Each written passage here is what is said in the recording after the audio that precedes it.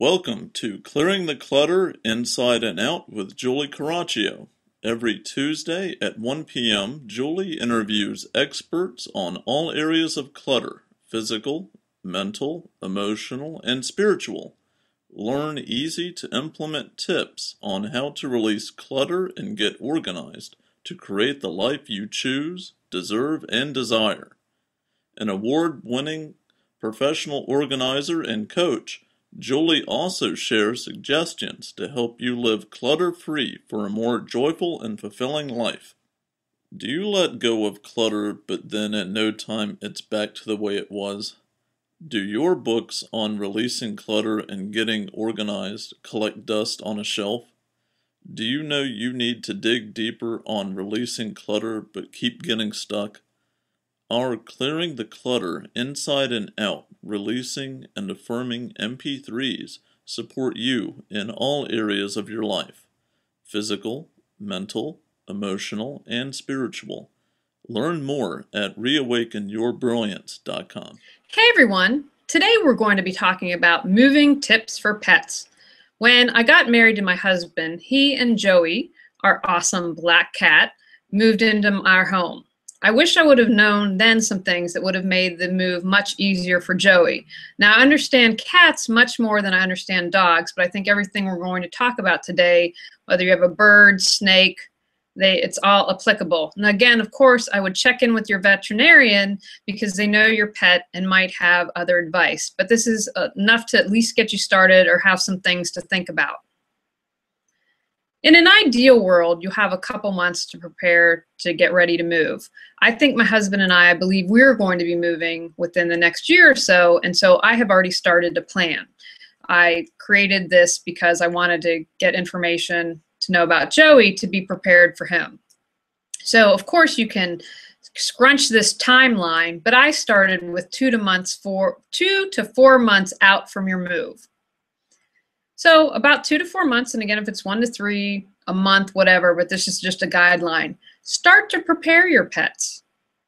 Get your pets ready by traveling short distances in cars. Now, I know with cats, again, every cat, every dog, every pet is unique.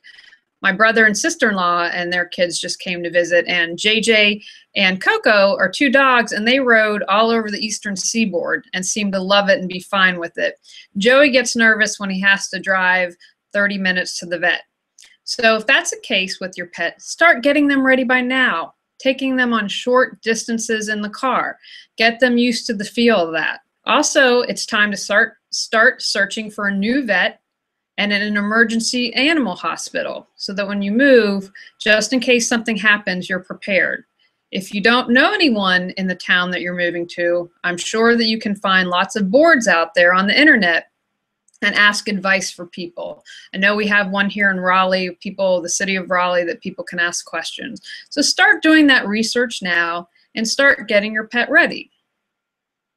About 6 to 8 weeks before, learn a little bit more about your new area where you're moving.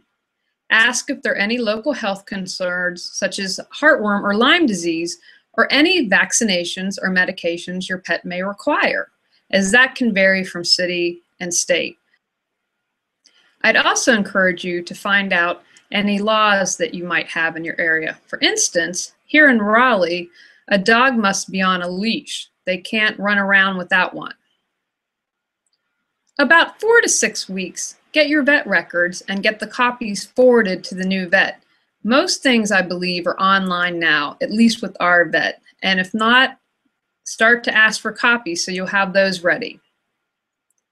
About 1 to 2 weeks before, create a list of the essential box for your pets. This is something that you're going to want to bring with you, whether you're traveling by air, car, train, every essential item that your pet is going to need right when you move in, and it's going to be the first thing that you want to unpack.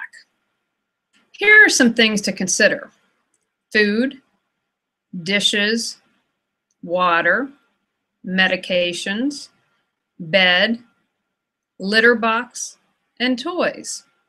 You might also need a leash for dogs.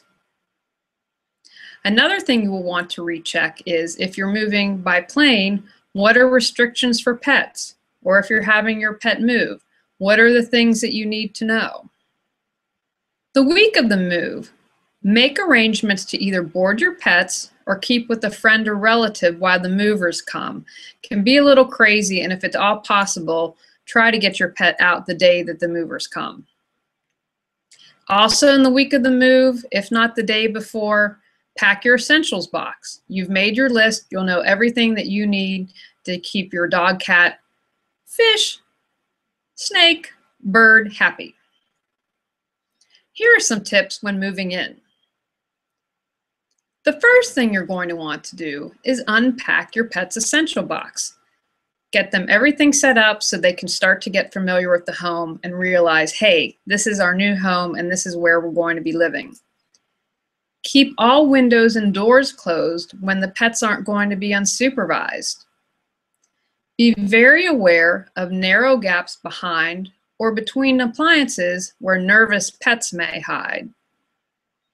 If your old home is nearby, the pet may try to go back.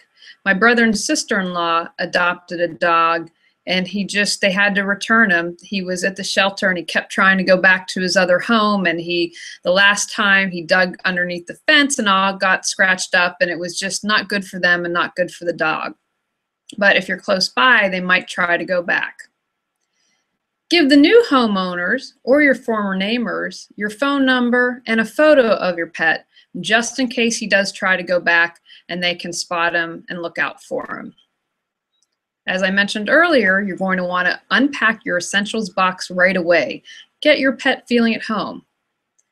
Consider purchasing something like Feel Away, Adaptil, or natural soothing products. This was one huge mistake I made. I had no idea, and looking back, I would have had Feel Away and put it in a couple days before Joey moved in to help calm him. He tends to be a nervous cat, and that's something that would have been beneficial to him.